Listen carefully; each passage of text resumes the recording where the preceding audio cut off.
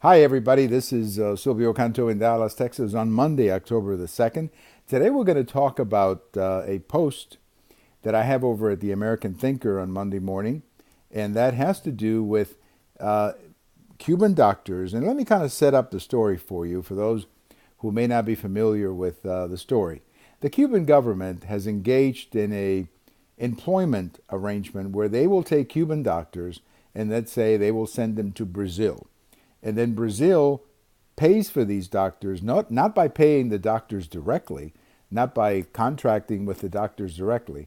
They pay the Cuban government that in turns pays the doctors. And it's a miserable arrangement for the Cuban doctors because, yes, they do get to live in Brazil, but they don't get to exercise their freedom as employees. They're basically being used by the Cuban government, and we have heard stories that, for example, the Cuban government will pay, or the Brazilian government, for example, will pay $1,000 a month for a doctor, and the Cuban doctor will get maybe $100 of that because they're basically part of the state. They're working for the state, and the state pays them a salary, but the salary that they pay the doctor is in Cuban pesos, which limits their ability to live in a place like Brazil.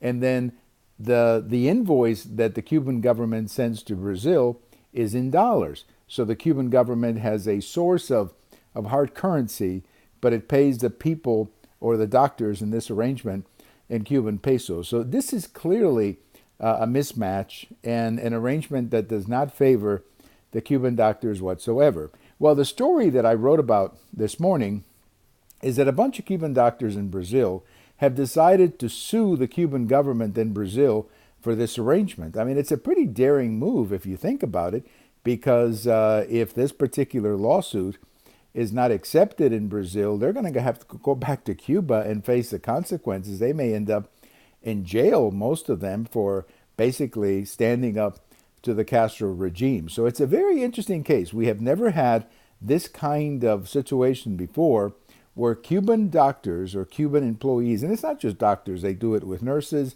they do it with teachers, they wanted to do it with baseball players, but the American Players Union did not go for it.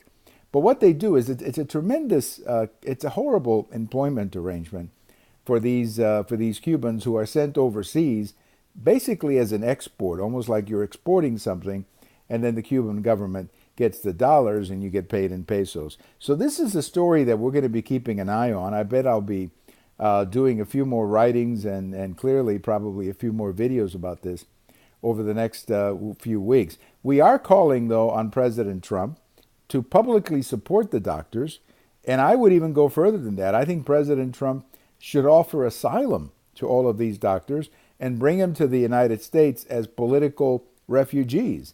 And once they're here, if they're doctors and they are qualified to practice in the United States, well, they can be given eventually the legalization to practice. But as a matter of principle, as a matter of humanity, this is a most inhuman arrangement that the Cuban government has, and everything should be done to counter that arrangement.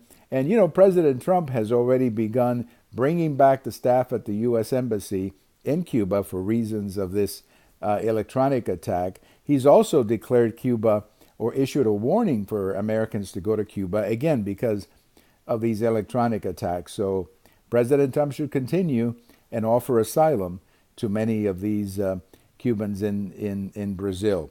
Thank you for watching. We have all of these videos, by the way, over at YouTube, as well as the Twitter, as well as the blog. Thank you very much. Have a wonderful day, everybody.